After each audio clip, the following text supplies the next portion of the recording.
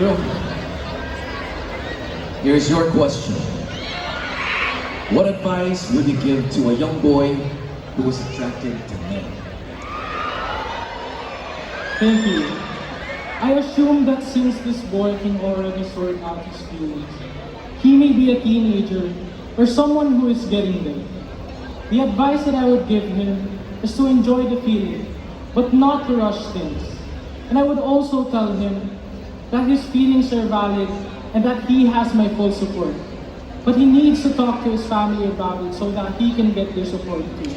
And at the end of the day, attraction happens because someone's presence makes us happy.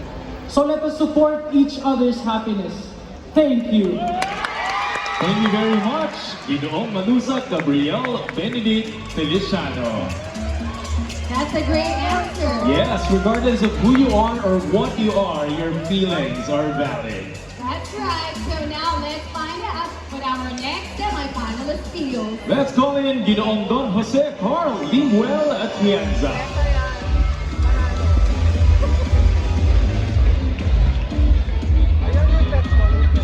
Alright, you're quite tall.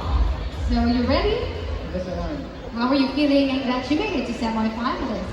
Actually, I can't believe it's topic right now. You can't believe it, you have to believe it and be ready. Alright?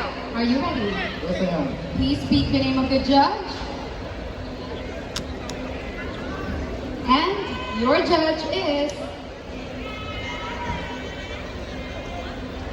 Mr. Dennis Santos.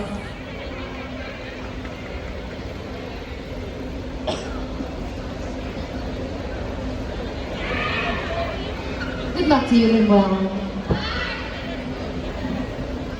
Hello, candidate number 5. Here is your question.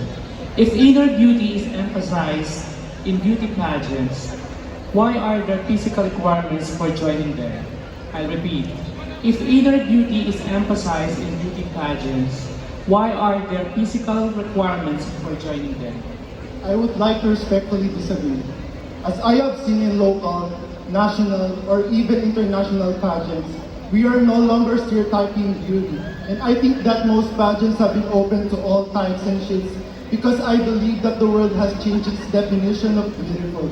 So I think that physical requirements are no longer relevant.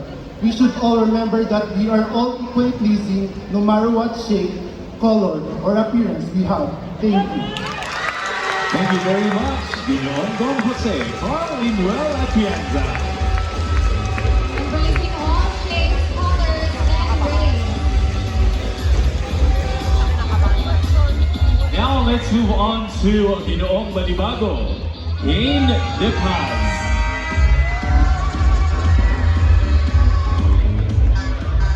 Do you have a message to everyone here tonight? Good evening, everyone. Thank you for being here. Most especially to my friends, classmates, my supporters, family, my DCSR family. Thank you. Very grateful one here. Are you ready? Yes, I am. If you are, please speak the name of the judge and hand it to Michael.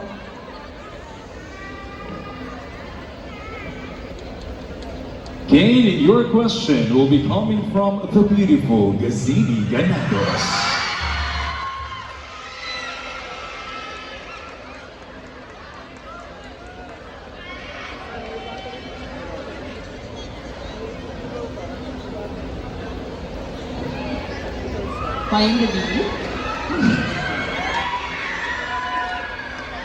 Your question is, what steps can be taken to combat online harassments and promote digital safety and civility?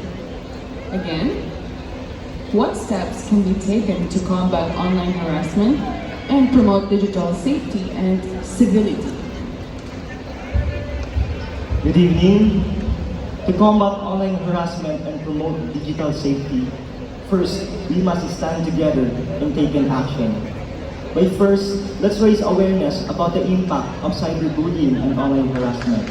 Second, let's educate ourselves and other people about the importance of treating each other with respect and the proper online behavior.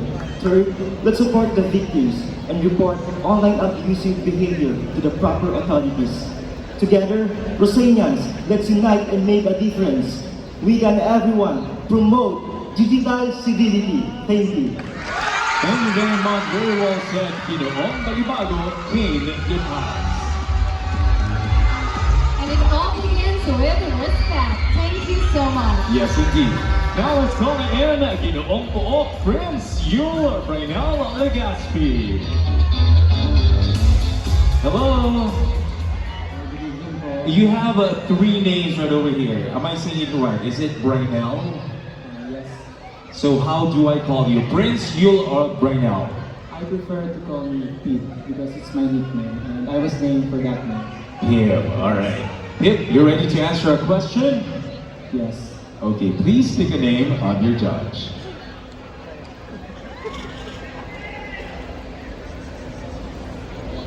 Your question will come from the chairman of the board, the beautiful attorney, Annette Gonzon Valdez.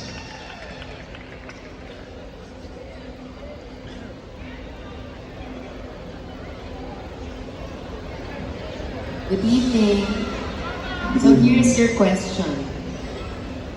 What advice would you give to a young boy who is attracted to men?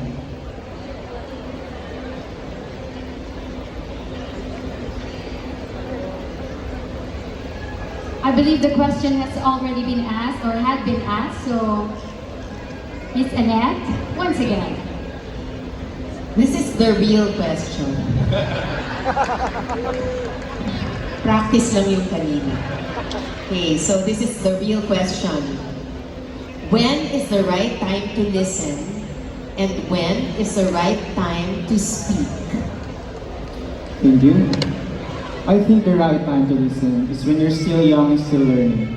Listen to your parents, to your teachers, to your elders. Heed from their words and learn from them. Then the right time to speak is when you're already in their position as parents or as elders. There's always a time for everything. You just need to wait for your turn, whether to listen or to speak. Thank you.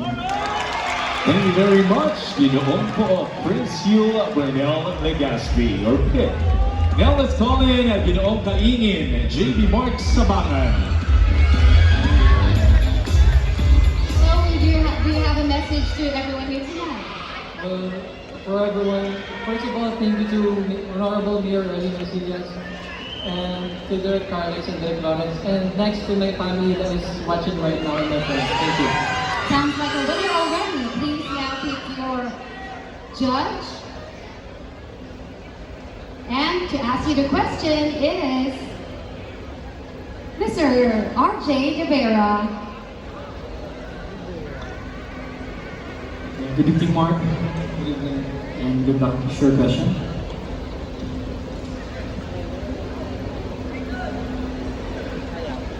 If inner beauty is emphasized in beauty pageants, why are there physical requirements for joining them? So, repeat mo rin ito kanina. We're just testing if you were listening earlier.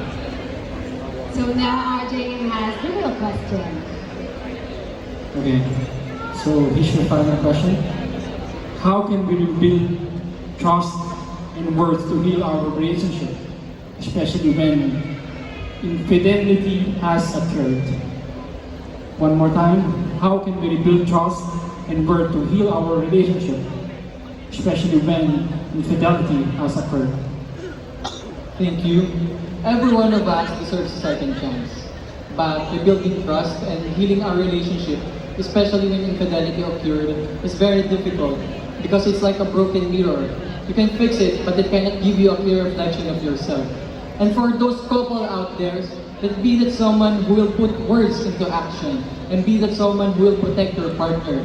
Because yes, you might be forgiven from all your mistakes, and you might be given a second chance. But accept the fact that you're gonna change the past and the trauma that you, your partner, caused. And as your Ginoong Santa Rosa, always remember that never ever forget to know your worth and value. Thank you. Thank you very much, Ginoong Kaingin, JB Mark Sabangan.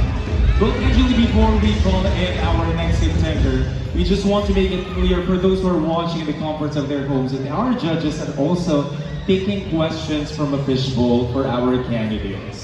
So that right. explains the reason why minsan nalulobya siya.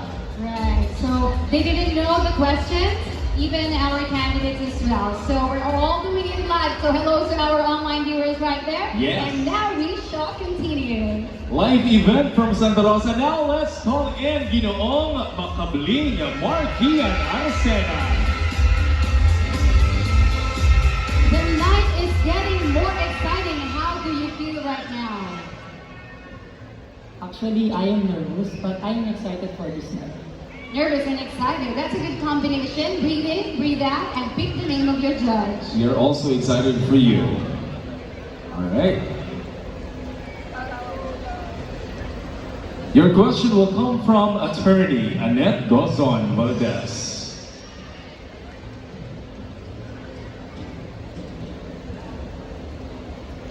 Okay, this is your question.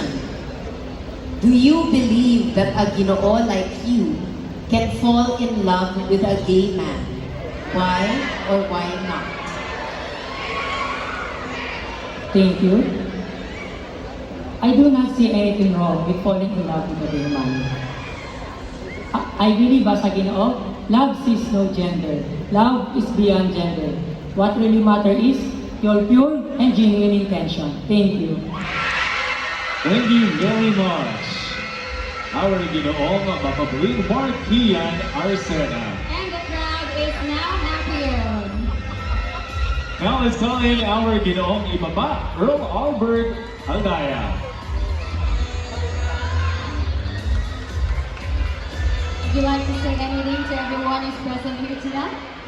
First of all, I would like to thank my family and friends for always supporting me, and especially Unite Our Lives for giving us this opportunity. So are you ready? Yes, I am. Pick the name of your judge, hand it to Michael.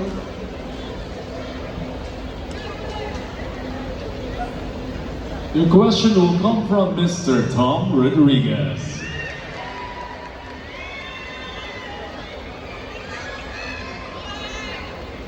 Hey Earl. Here's our question. As a youth and a Rosinian, do you still see any difficulties in our city? If so, what are they and why? Thank you. As Arcena, I still believe that this city is still progressing, and by the efforts and initiatives of our beloved Mayor Arlene Villaserias. Ngunit kasabay ng pag-unlad ng ating mahal na lungsod, ay nagkakaroon tayo ng problema kagaya ng trapiko. Maraming oportunidad na makikita sa ating lungsod, kaya maraming nagtatransfer na nakakadagdag sa populasyon ng Santa Rosa. Dahilan kung bakit mas dumarami ang motorista na nagiging sanhi ng trapiko. Thank you. Well, where there's traffic, there's progress, right? But I'm sure our administration knows how to handle that, and you will be working hand in hand with them. Thank you. Thank you very much, Ginoong Ibaba, Earl Albert Andaya. And our last from the aid, we have Ginoong Santo Domingo. Hey, Andre Ortega. Hello, Andre. Is there anyone tonight that you would like to thank? I'd like to thank God, my family, my barangay, my supporters, and friends for supporting me. Medyo kinabahan ako nung hindi pa napatawag yung pangalan ko sa topic. Ngayon, nandito na ako. Sana pala rin, yun lamang ko. Yun, masaya din kami na nandito ka na. Now, please take a name. And your judge is the lovely Gazina Ganados.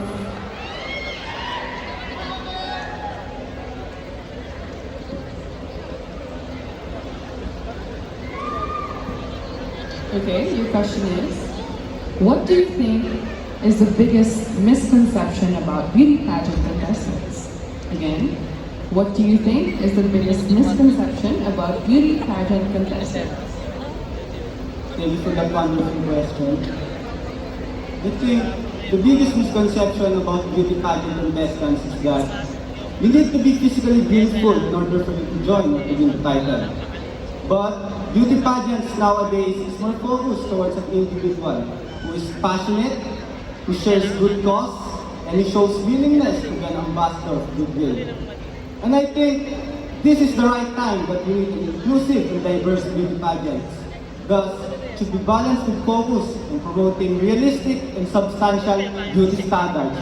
Thank you. Thank you very much, Ginoong Santo Domingo, J. Andre Ortega. Thank you so much, beautiful Rosas. And now, there you have it, ladies and gentlemen, the initial round of our question and answer portion. Congratulations to all our finalists. Now let's find out how the choice and depth of thought of our candidates appears to Yael, Tina, and Jed. Hello guys once again.